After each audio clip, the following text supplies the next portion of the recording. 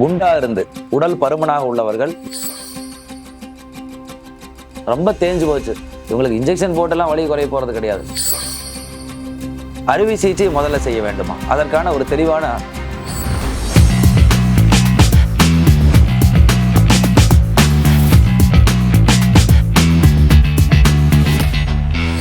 அனைவருக்கும் வணக்கங்க. இப்போ ரொம்ப குண்டா இருக்கிறவங்க, உடல் பருமனா இருக்கிறவங்க, முழங்கால் வலி ரொம்ப அதிகமா இருக்குங்க டாக்டர், மூட்டு தேஞ்சு போச்சுன்னு சொல்றாங்க. மூட்டு மாற்று அறுவை சிகிச்சை பண்ணி கொள்ளலாமா?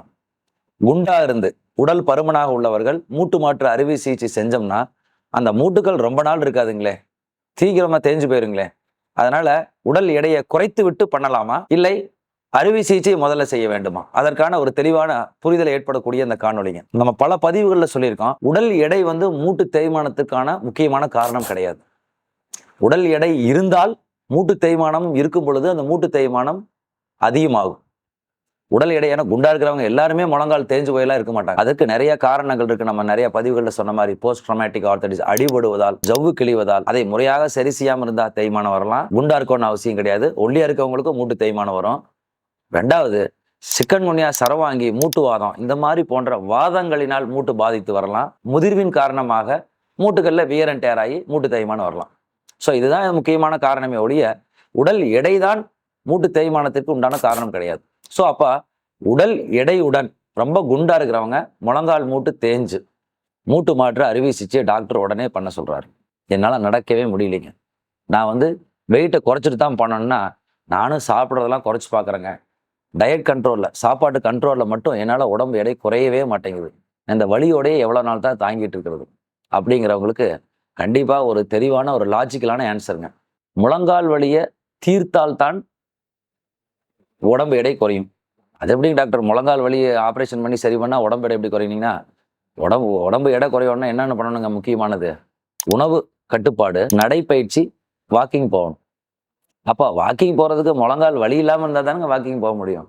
அப்போ இவ்வளோ வலியோட வச்சுக்கிட்டு ஒரு ஏட்ட வீட்டுக்குள்ளே பாத்ரூமுக்கு கூட நடக்க முடியாதவங்க எப்படிங்க 1 கிலோமீட்டர் 2 கிலோமீட்டர் வாக்கிங் போவாங்க? நிறையா தூரம் வாக்கிங் போனால் தானுங்க உடம்பு வெயிட் குறையும், அது கொழுப்புகள்லாம் குறையும், உடம்பு வெயிட் குறைய ஆரம்பிக்கும், உடல் எடை குறையும்.